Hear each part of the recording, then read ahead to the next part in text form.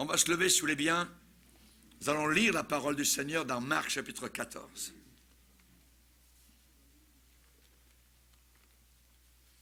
Le vrai serviteur de Dieu, stable. Stabilité. Être stable, inébranlable, est indispensable à l'heure où nous sommes. Marc 14, verset 66. Pendant que Pierre était en bas dans la cour, il vint une des servantes du souverain sacrificateur. Voyant Pierre qui se chauffait, elle le regarda et lui dit, « Toi aussi, tu étais avec Jésus de Nazareth. » Il le nia, disant, « Je ne sais pas, je ne comprends pas ce que tu veux dire. » Puis il sortit pour aller dans le vestibule, et le coq chanta. La servante, l'ayant vu, se mit de nouveau à dire à ceux qui étaient présents, « Celui-ci est de ces gens-là. » Et il le nia de nouveau. Peu après, ceux qui étaient présents dirent encore à Pierre, « Certainement, tu es de ces gens-là, car tu es galiléen. » Alors il commença à faire des imprécations et à jurer, à blasphémer. « Je ne connais pas cet homme dont vous parlez. » Aussitôt, pour la seconde fois, le coq chanta, et Pierre se souvint de la parole que Jésus lui avait dite, « Avant que le coq chante 2 fois, tu me renieras 3 fois. » Et en y réfléchissant, il pleurait. Père, nous te bénissons. Nous te bénissons pour l'exemple de Pierre. Aide-nous à comprendre, Seigneur, dans le service de Dieu, dans la maison de Dieu, Seigneur. Tes serviteurs, tes servantes, Seigneur, ont besoin de stabilité et de fermeté, Seigneur, dans ces jours terribles de la fin des temps, tels que ton apôtre Paul nous l'a déclaré. Sache que dans les derniers jours, il y aura des temps difficiles, des temps diaboliques. Nous te demandons, Seigneur Jésus, que nous puissions comprendre, Seigneur, l'époque dans laquelle nous sommes arrivés.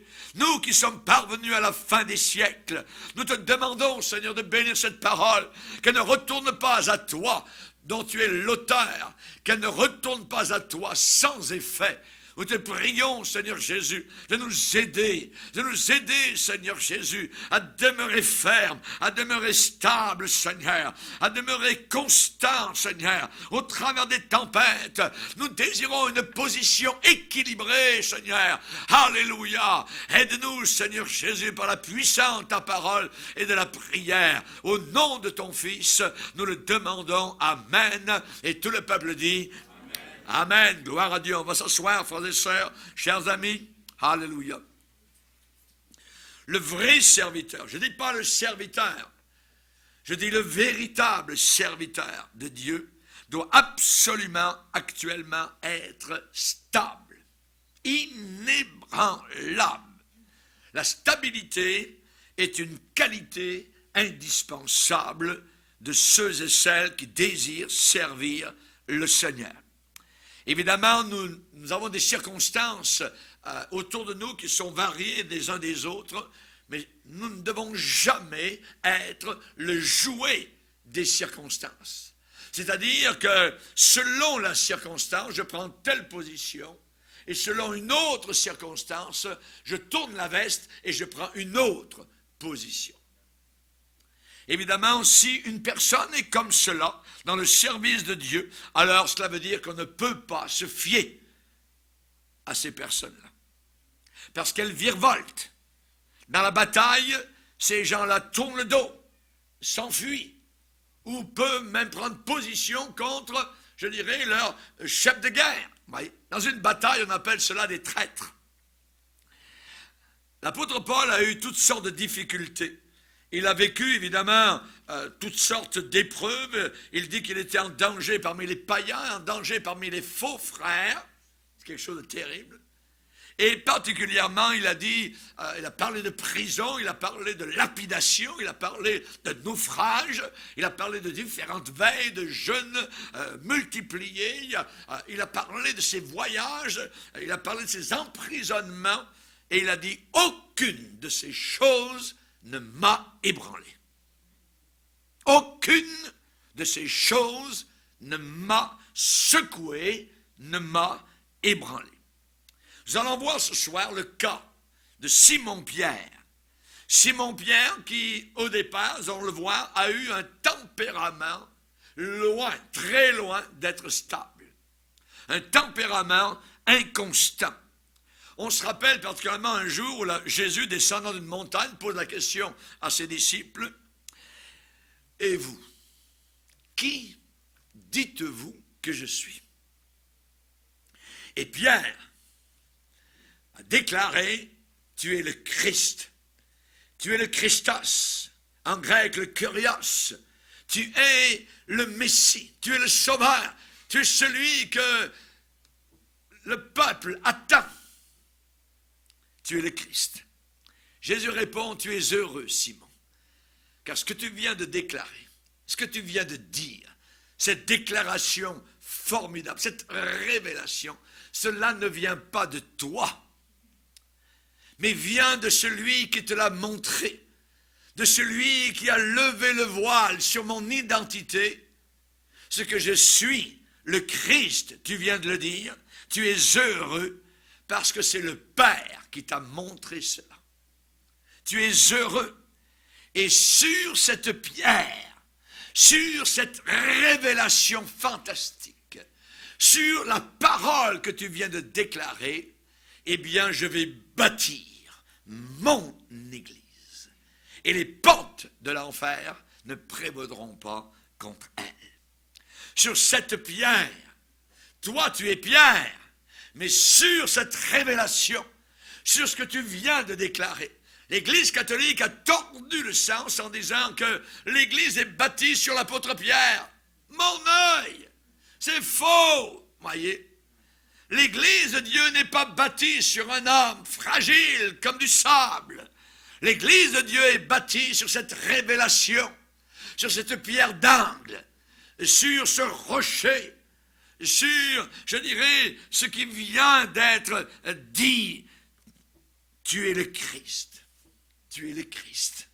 Tu n'es pas un homme, je dirais, normal, naturel. Tu es exceptionnel. Tu es enveloppé d'un voile charnel, d'un corps, d'une chair comme la nôtre. Mais derrière ce voile, il y a la divinité. Tu es le Christ. Et Jésus de dire, sur cette pierre, je bâtirai mon Église. Le sage a bâti sa maison sur le roc, sur Jésus. Si vous bâtissez votre maison spirituelle sur un homme, vous serez déçus.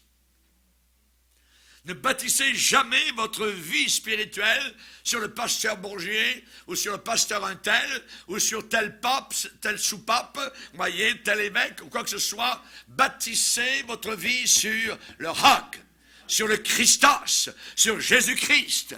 Alors, les portes de l'enfer ne prévaudront pas, n'auront pas la victoire. Le sage a bâti sa maison sur le roc et il résiste aux tempêtes. Le fou a bâti sa maison sur le sable. Les mêmes tempêtes viennent contre ces deux vies. L'une tombe, l'autre demeure. Parce que l'une est bâtie sur la vérité, l'une est bâtie sur le roc, et non pas sur le sable fluctuant, je dirais, des pensées humaines, des philosophies humaines, des religions humaines. Il faut être bâti sur la vérité. Alléluia. Peu importe l'épreuve, peu importe la difficulté, peu importe les tueries, l'Église ne peut pas s'écrouler. Elle ne peut pas s'écrouler parce qu'elle est véritablement, fermement établie sur le roc qui est Jésus-Christ. Alléluia. je bâtirai mon église. Et dans cette église spirituelle, chacun de nous doit être une pierre vivante. Une pierre vivante. L'apôtre Pierre, plus tard, va écrire et il va dire, vous-même les chrétiens, un exemple, comme des pierres vivantes, édifiez-vous pour former une maison spirituelle. Alléluia. Vous-même, comme des pierres vivantes, édifiez-vous pour former une maison spirituelle. Chacun doit être une pierre vivante. Vivante. Dans un édifice, voyez, la fondation, souvent invisible à l'œil, puisqu'elle est dans le sous-sol, la fondation et la superstructure qui sort évidemment à l'air libre et à la vue de tous, la fondation et la superstructure sont semblables par leur substance. Semblables par leur substance, voyez, mais différentes par leur dimension. Et tout membre qui fait partie de l'édifice de l'Église est peut-être tout petit, mais quant à sa nature, eh bien, il possède la nature de la tête de l'Église. Vous avez la même nature, vous les chrétiens nés de nouveau, lavés dans le sang de Jésus, vous avez la même nature que la tête de l'édifice, que la tête de l'Église qui est Jésus-Christ. Amen. Nous ne sommes pas des dieux, des petits dieux, mais nous avons en nous la nature de Christ. Nous sommes habités maintenant, non plus par les forces diaboliques, non plus par les pensées du monde, mais nous sommes habités par Christ.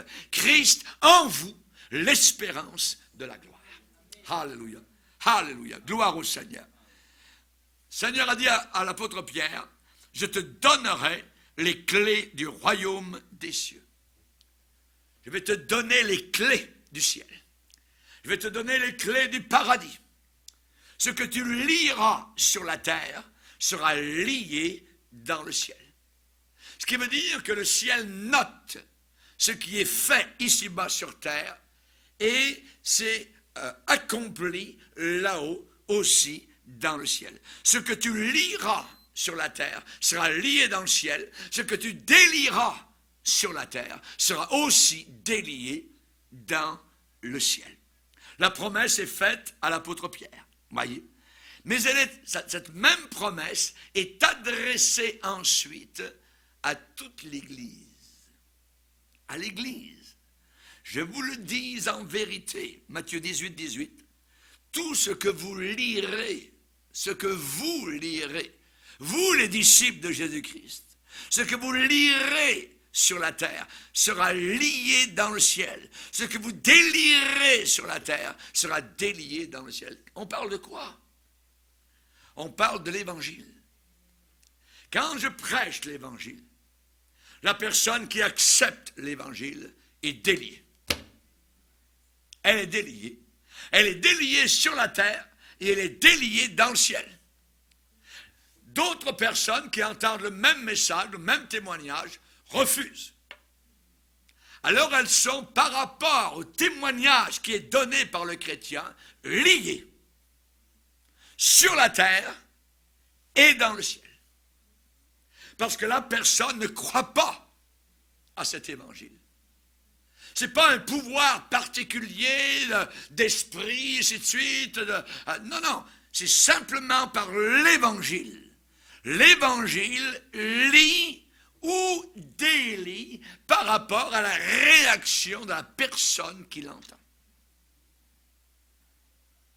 L'apôtre Pierre a les clés pour ouvrir les portes. À la Pentecôte, il va s'en servir de ces clés et il va ouvrir les portes du ciel à 3000 personnes. Comment cela? En prêchant l'évangile. Vous avez cloué le Seigneur de gloire. Dieu l'a ressuscité d'entre les morts. Oh, Pierre, qu'est-ce qu'on doit faire? Repentez-vous. Repentez-vous. Repentez-vous. Ce mot repentance, on en parlait tout à l'heure avec notre frère Jacques. Boulian, il fait partie des Gédéons, ou il a fait partie des Gédéons. Mais il s'est rendu compte que maintenant les Bibles que les Gédéons donnent sont des Bibles où le mot repentance n'existe plus. C'est un changement radical. À la place de repentance, chaque fois où dans la Bible il y a repentance, et on a changé et on a marqué changer radicalement. Un bouddhiste peut passer de la religion bouddhiste à la religion hindoue. C'est un changement radical. Est-ce qu'il est sauvé? Est-ce qu'il s'est repenti? Non. Vous voyez comment, pour faire de l'argent, parce que les sociétés bibliques, à chaque nouvelle version de Bible, ce sont des millions de dollars dans le monde. Alors, on varie, on change, on modernise. Voyez. Et notre frère Jacques Boulian leur a parlé aux Gédéons, leur disant, non, je ne suis pas d'accord avec ça. Et maintenant, il est en train de se demander s'il s'en va de tout ça. Parce que ce n'est pas un changement radical. André, mon épouse, elle a une certaine couleur de cheveux, voyez. Et si elle arrive tout d'un coup, qu'elle a les cheveux noirs, voyez, comme un corbeau, c'est un changement radical. Est-ce qu'elle s'est repentie? Ça n'a rien à voir avec la repentance. Vous pouvez changer radicalement votre façon de vivre. Ça ne veut pas dire que vous êtes repenti de vos péchés.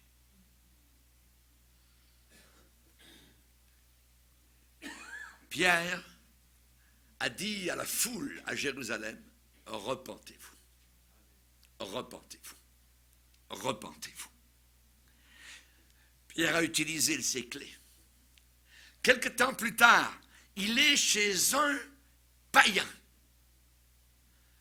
un homme d'armée, un centenier romain, fort, costaud, musclé, qui porte l'arme, l'épée. Et cet homme est bon.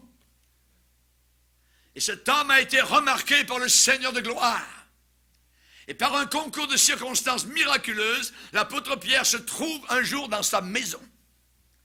Sa maison est pleine à craquer. Et Pierre est là. Et il utilise les clés du paradis. Il prêche l'évangile. Tous ceux qui sont là rentrent le même jour dans le ciel. Ils sont sauvés. Ils croient à ce que l'apôtre Pierre a déclaré. Et en plus, durant la même soirée, ils sont tous baptisés dans le Saint-Esprit et ils se mettent à parler en langue. Ce sont des nouveaux convertis. Gloire à Dieu. Gloire au Seigneur. Des exemples pour montrer ce que tu liras sur la terre sera lié dans le ciel. Ce que tu délieras sur la terre sera délié dans le ciel. C'est l'évangile qui délivre, qui délie. Alléluia. Chers amis, quand l'apôtre Pierre a été délivré de son instabilité, je dirais, eh bien, il est devenu un ministre ferme, comme le Seigneur Jésus-Christ. Il est devenu un roc. Un roc. Il était capable d'utiliser les clés pour lier et délier avec l'autorité de son maître. Et vous, les chrétiens, vous avez ces clés en votre pouvoir. Lorsque vous parlez à quelqu'un de Jésus, vous liez la personne parce que maintenant elle a entendu l'évangile, ou vous la déliez parce que maintenant non seulement elle a entendu, mais elle croit à l'évangile. Et la personne est délivrée. Alléluia. Gloire au Seigneur. Que Dieu soit béni. Amen. Alléluia. Évidemment, on sait que beaucoup de gens qui sont dans la religion sont liés aujourd'hui. Sont liés. Notre sœur Annie est ici en avant. Elle était liée auparavant par la religion, par l'incrédulité. Elle nous donne son témoignage à table tout à l'heure. Elle disait, je pensais que tout était bien, j'étais une bonne chrétienne, tout ça. Mais lorsque l'évangile a percuté ma vie, j'ai vu ma situation réelle. Et nous l'avons baptisé il n'y a pas tellement longtemps dans l'eau. Que Dieu soit béni. L'évangile l'a délié. Alléluia. Quelqu'un a utilisé ses clés, amen, pour vraiment délivrer. Chers amis, j'aimerais vous dire qu'il n'y a aucun tempérament inconstant, avec une inconstance, un jour est en haut, un jour est en bas. Un tempérament inconstant ne pourra jamais exercer un ministère puissant, comme Pierre dans les Actes. Si nous avons affaire à un serviteur qui vacille, voyez, alors on ne peut pas compter sur lui pour l'œuvre de Dieu. On ne peut pas l'utiliser. Un jour, il est flamboyant, rempli, et la semaine suivante, par terre. Bon. On ne peut pas utiliser des gens semblables dans l'œuvre de Dieu. Nos natures instables doivent être transformées pour assumer les fonctions d'un service spécifique à l'intérieur de l'Église. Et Dieu a de très grandes ressources, toutes sortes de façons et de manières pour transformer nos caractères. Il a toutes sortes de façons. Il l'a fait pour l'apôtre Pierre.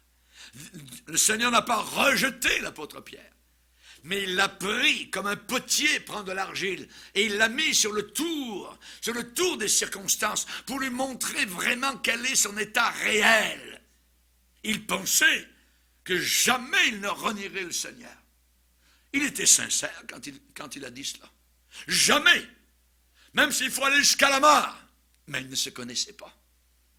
Et dès qu'une petite servante a commencé à parler, alors il a flanché. Alors il a tourné la veste. Je ne le connais pas. De quoi tu parles, Jésus? Mais non! Est-ce possible? Mais nous pensons que nous pouvons aller jusqu'à la mort. Mais si un jour vous avez une kalachnikov sous les regards, vous demande de renier le Seigneur, c'est entre votre vie ou alors la mort. C'est bien différent. L'apôtre Pierre pensait qu'il ne renierait jamais le Seigneur. Quand on parle de stabilité, on parle de suite dans les idées. Et cela vient du départ de notre vie chrétienne. La façon avec laquelle vous avez accepté le Seigneur. À l'époque où moi et mon épouse, nous avons accepté le Seigneur, on nous démontrait que maintenant nous étions possibles de mourir, d'être persécutés, d'arriver n'importe quoi. Et on nous a demandé, est-ce que tu veux encore suivre le Seigneur? On a dit oui. Et les prédicateurs et les pasteurs de l'époque nous parlaient toujours de choses dures, de choses difficiles, de choses, est-ce possible qu'un chrétien peut passer par de telles choses? Et nous disions oui. Nous avons accepté, donc, jusqu'à la fin. Et quel que soit, un peu comme le Seigneur a dit à l'église de Smyrne, sois fidèle jusqu'à la mort. Ça ne veut pas dire uniquement jusqu'à ce que tu meurs, mais ça peut vouloir dire jusqu'à ce que tu sois tué. Sois fidèle. Sois fidèle jusqu'à ce point-là. Et dans l'Épître aux Hébreux, on nous dit, vous n'avez pas encore résisté jusqu'au sang. Jusqu'au sang. Jusqu'aux éclaboussures de votre sang contre le péché. Ça peut aller jusqu'à ce point-là. Et nous devons vraiment y penser. Nous devons avoir la constance, nous devons avoir une position équilibrée et une position ferme et durable.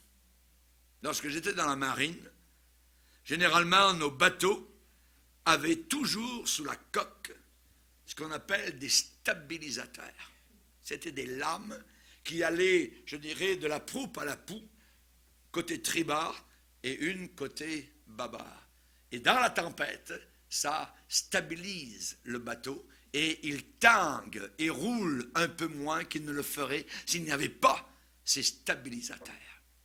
Quand vous allez en avion, évidemment, vous avez reconnu, quand vous êtes à côté d'un hublot, vous voyez les grandes ailes de l'avion, vous voyez qu'il y a des stabilisateurs aussi qui sont là. Des ailerons qui montent et qui descendent pour stabiliser l'avion dans les airs. Et nous aussi, nous avons besoin de stabilisateurs dans les tempêtes dans lesquelles nous sommes et dans lesquelles nous allons aller. Si nous avons des caractères qui montent et descendent, nous ne tiendrons pas. Il faut absolument qu'il y ait cette stabilité. cette stabilité. Et le Seigneur peut venir à bout de nos grandes faiblesses. Ça altère nos vies quand on est faible. Et il veut nous façonner, il veut nous former pour être capable d'accomplir son plan jusqu'à la fin.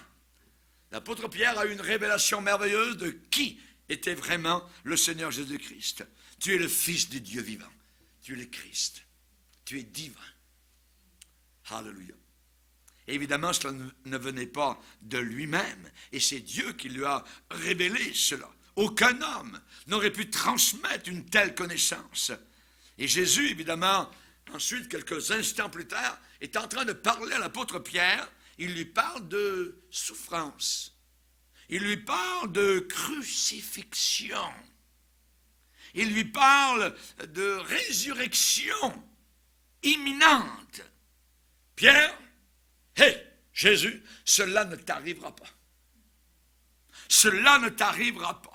Jésus réplique et dit à ce même homme qui vient d'avoir une révélation formidable, « Arrière de moi, Satan !» Pierre n'est pas Satan, mais l'influence de Satan sur la tête de Pierre lui a fait dire des choses abominables. « Arrière de moi, Satan, tes pensées ne sont pas les pensées de Dieu. » Jésus devait souffrir, être cloué, crucifié, devait être enterré et devait ressusciter. Cela ne t'arrivera pas. Oh, Pierre.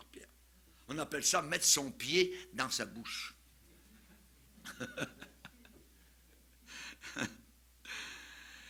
Chers amis, l'oscillation soudaine du pendule. Deux moments, deux instants tellement proches l'un de l'autre, et voilà qu'il y a deux pôles dans l'expérience spirituelle de l'apôtre Pierre. Il descend depuis les sommets sublimes, je dirais, de la révélation, et il tombe dans les abîmes redoutables, infernales. Cela ne t'arrivera pas, jamais de la vie. Chers amis, comment un homme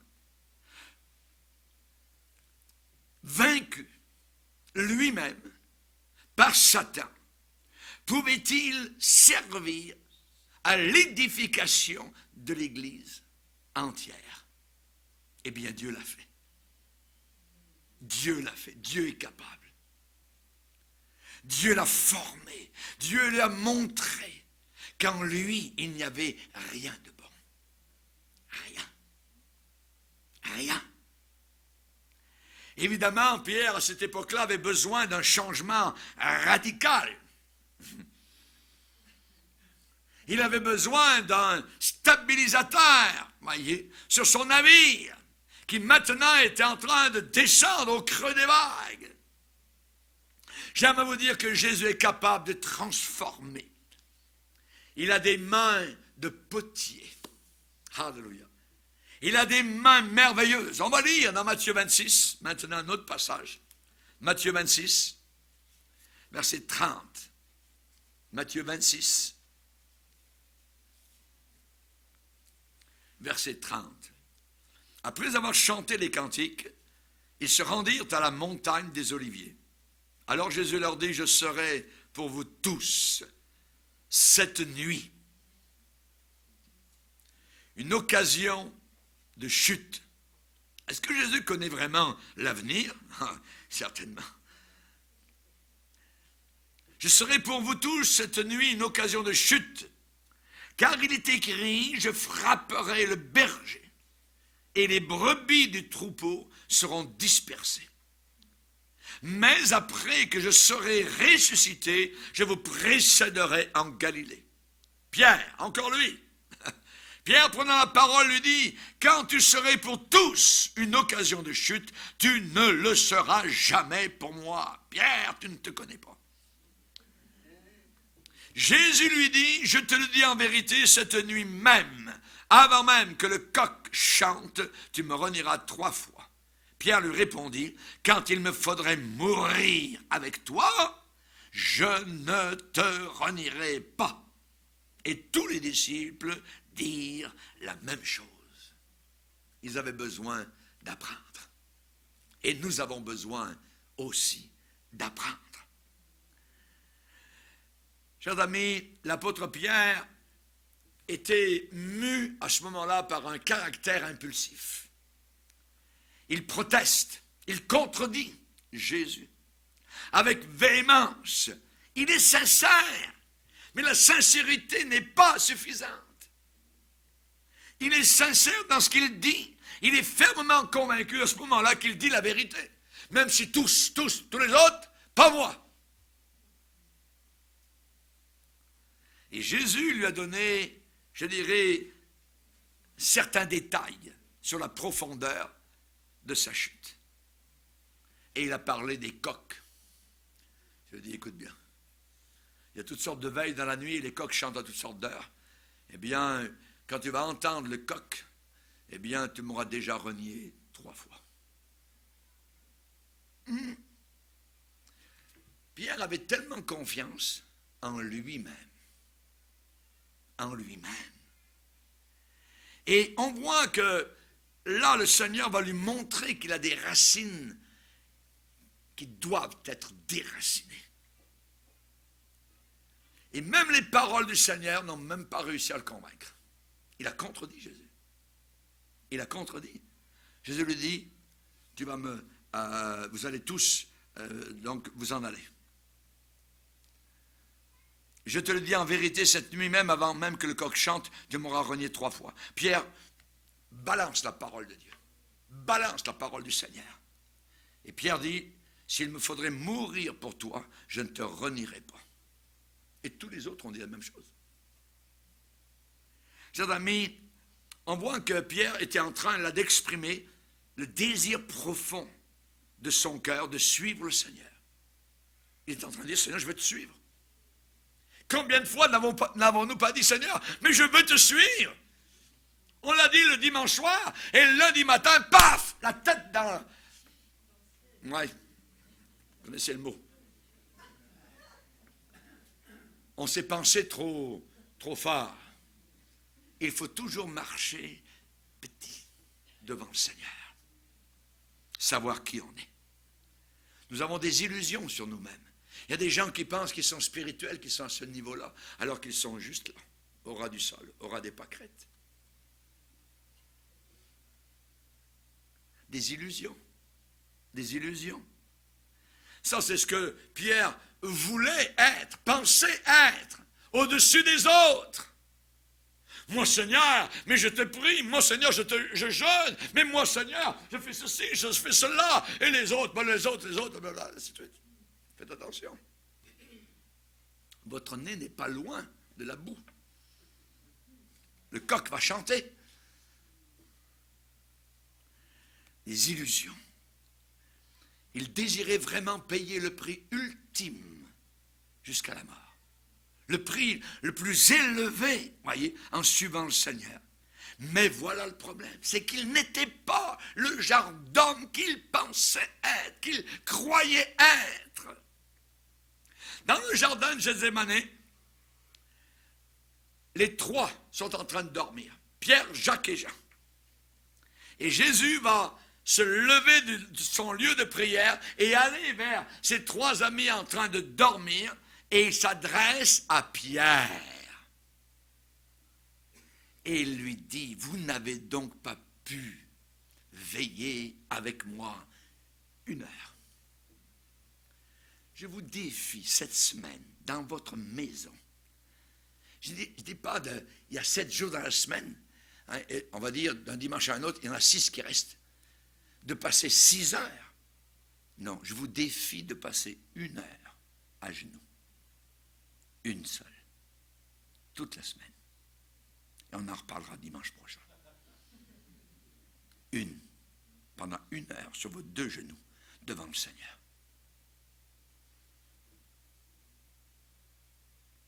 Dans le jardin de Gethsémani, les 3 sont en train de dormir. C'est les 3 les plus proches de Jésus. Et Jésus va leur dire, l'esprit est bien disposé. Oh oui, pas de problème. L'esprit est toujours bien disposé. Oh, j'aime le Seigneur, moi ceci, moi cela, ouais. Oui, mais la chair est faible. qu'il transporte un cadavre sur ta vie. La chair, très faible. Voilà Pierre, il est plein de bonne volonté, mais il n'est pas stable. Il est versatile. Devant la foule qui est venue saisir Jésus cette nuit-là, Pierre change soudainement sa voile de bord. Les vents sont en train de changer et lui aussi change sa voile. Et il s'en va dans une autre direction. Il change d'attitude face à l'évolution des circonstances. Tout son être se révolte. Il prend son arme, il coupe une oreille, il se bat. Cela prouve-t-il qu'il est prêt à mourir avec son Seigneur? Alors, où est Pierre? Quelques instants plus tard, il est dit, alors tous les disciples abandonnèrent Jésus et prirent la fuite. Prirent la fuite. Chers amis, de tous ceux qui en Amérique du Nord disent qu'ils sont nés de nouveau, s'il y en a 5%, c'est à peu près ça. Les vrais.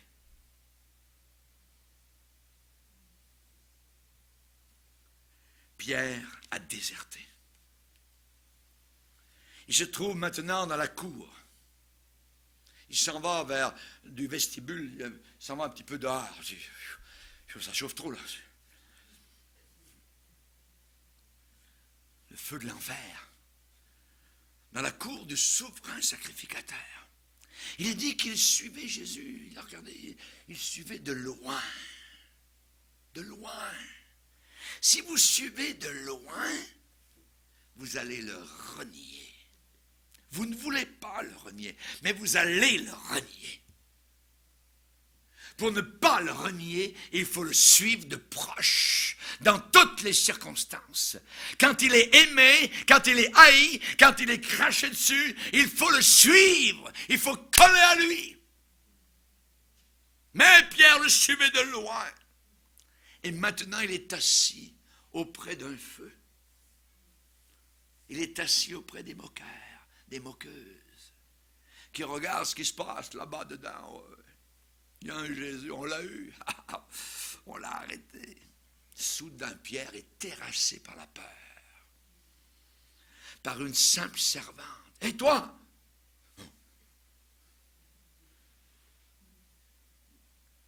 Est-ce là l'apôtre Pierre qui était gaillard, qui était rempli d'assurance, même si tous te renient, pas moi. Chers amis, peu de temps auparavant, il avait voulu suivre le Seigneur, même au prix de sa vie, et maintenant, voilà qu'il cherche à préserver cette vie, à garder. Et toi, tu fais partie de quoi tu parles? Ah oui, Jésus, là, tu fais partie de la gang? Non, non, non, non, non, non, non. Ah. Si des islamistes arrivent, tu fais partie de l'église Bourgier, ça. Bourgier, c'est qui, ce? Je voudrais savoir de lui. C'est ce qu'ont fait les chrétiens. Les chrétiens au premier siècle vis-à-vis de l'apôtre Paul. Paul est dans le pétrin. Il est à Rome. Néron va bientôt lui couper la tête. Et Paul écrit en disant, tous m'ont abandonné. Tous les chrétiens m'ont abandonné. Personne ne m'a assisté. Il n'y a personne qui est venu jusqu'au palais royal durant l'intervention avec les juges et ainsi de suite. Aucun n'est venu. Mais c'est le Seigneur qui m'a assisté. Et que cela ne leur soit pas imputé. On pense que, oui, ça va tout bien fonctionner. Oh, on est gaillard, on est costaud, on est... oui, on va... attends. Jésus est humilié dans la cour de justice. Et Pierre cherche à éviter toute participation aux souffrances de Jésus. Il veut sauver sa peau. Il est aux antipodes de ce qu'il a déclaré quelques instants auparavant. Et il va renier 3 fois. 3 fois. Connais pas. Avec serment, et en plus, avec des imprécations, des malédictions, des blasphèmes. Pierre, Pierre, Pierre, tu descends vers l'enfer. Quelle chute! Eh oui, c'est le même homme. C'est le même homme. Le mal dont il souffrait a de très profondes racines. Il y avait dans son caractère une faille très grave. Pierre était gouverné, dirigé, contrôlé par ses émotions.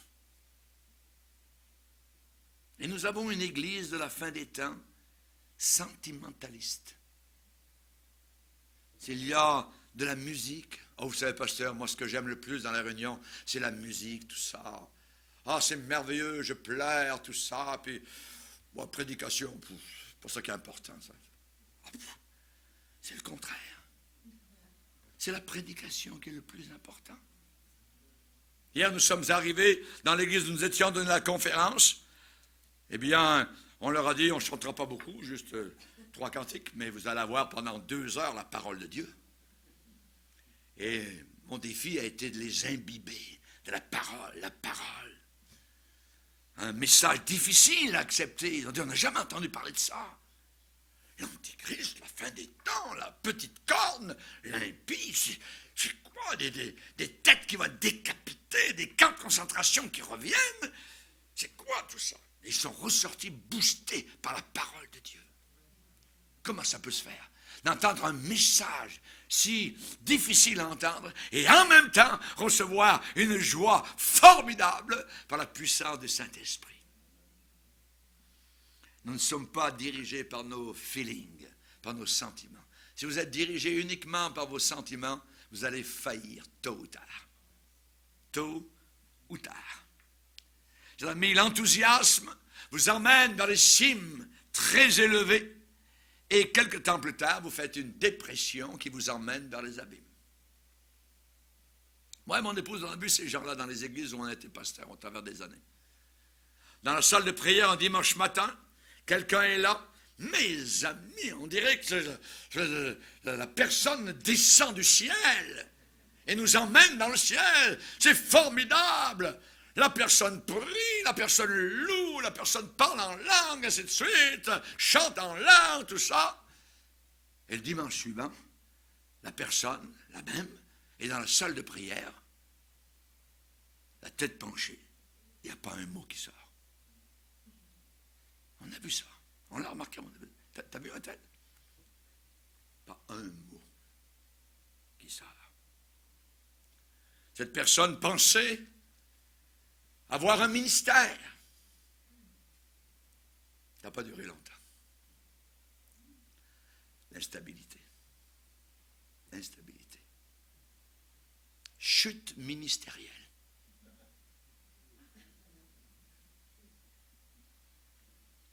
Ces personnes peuvent recevoir des révélations divines et en même temps faire obstacle au plan de Dieu. Ces personnes peuvent parler, agir rapidement sous l'impulsion soudaine de sentiments.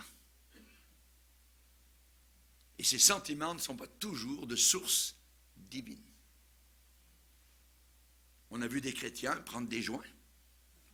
On a vu des chrétiens faire glou-glou à la bouteille. C'est un grave défaut dans l'œuvre de Dieu. Et ça a créé de profonds ravages dans la vie de ces personnes-là. L'apôtre Pierre allait tout droit au but, mais il n'avait aucune diplomatie. Il n'y avait pas de duplicité, mais ses émotions étaient très, très fortes. Il mettait sa confiance dans ses émotions. Ne mettez jamais votre confiance dans vos émotions.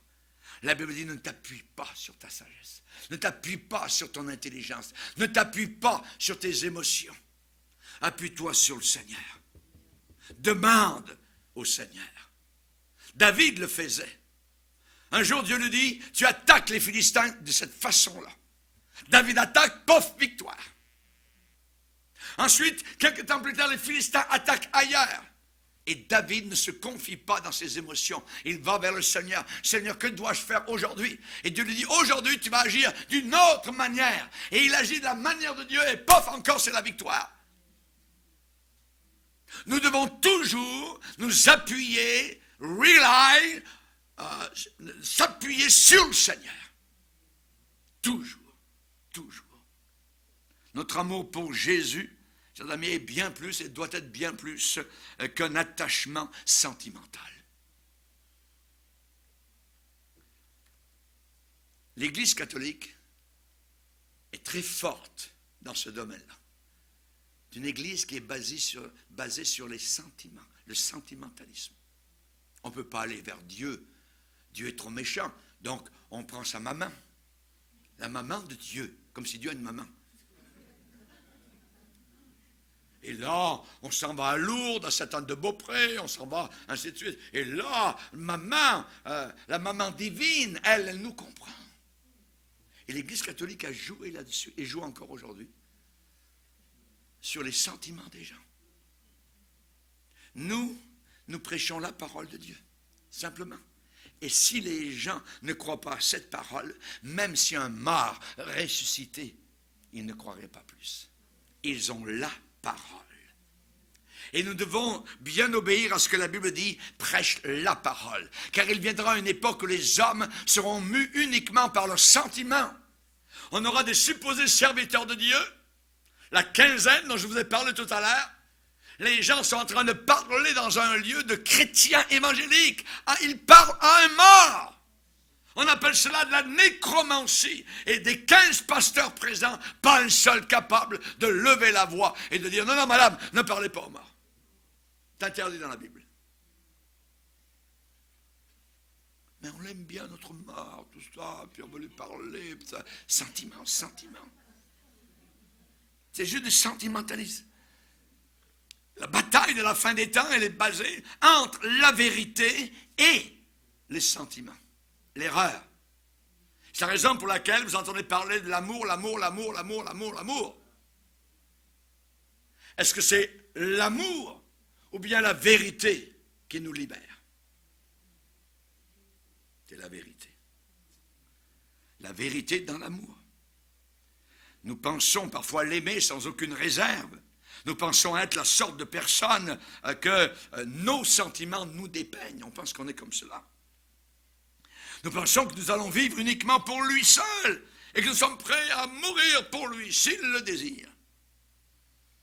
Mais si Jésus ne casse pas, ne brise pas notre propre assurance personnelle comme il l'a fait pour l'apôtre Pierre, Pierre, regarde ce que tu es véritablement. Tu es sans force. Tu as dit que tu mourrais pour moi. Tu as entendu le coq? Je t'avais dit que tu me renierais déjà 3 fois. Et tu l'as fait. Tu as dit que tu ne me connaissais pas. Ne t'appuie pas sur ta sagesse. Chers amis, l'Église de Dieu a une structure éternellement stable. C'est stable. Nous passerons au travers. Nous passerons par les épreuves et nous en sortirons plus que vainqueurs. Alléluia. Le Seigneur a promis. Et nous disons avec l'apôtre Paul, la mort m'est un gain. Christ, c'est ma vie. Et nous le disons par la puissance du Saint-Esprit. Imaginez-vous que vous êtes devant un rouleau compresseur avec un de vos enfants d'un côté et un autre petit enfant de l'autre côté. Et on vous demande de renier le Seigneur. Sinon, le rouleau compresseur va s'avancer et vous allez être écrasé. Qu'allez-vous faire? C'est maintenant qu'il faut y penser. Parce que si vous n'êtes pas prêt, vos sentiments vous diront, non, pas vraiment chrétien, ok, tu peux t'en aller. On appelle ça renier. On appelle ça la traîtrise. C'est arrivé. Le rouleau compresseur était devant, dans une forêt du Cambodge, et c'était des chrétiens qui étaient là. Et le père était avec ses enfants. Il leur dit, mes enfants, nous ne renierons jamais Jésus. Dans quelques instants, nous serons tous au ciel. Alors le gars qui était dans le rouleau compresseur a avancé. Le sang a giclé. Et les trois étaient au ciel. Ce n'est pas nos sentiments qui doivent nous guider. C'est cette parole. Sois fidèle jusqu'à la mort et je te donnerai la couronne de vie. Baissons nos têtes et prions le Seigneur.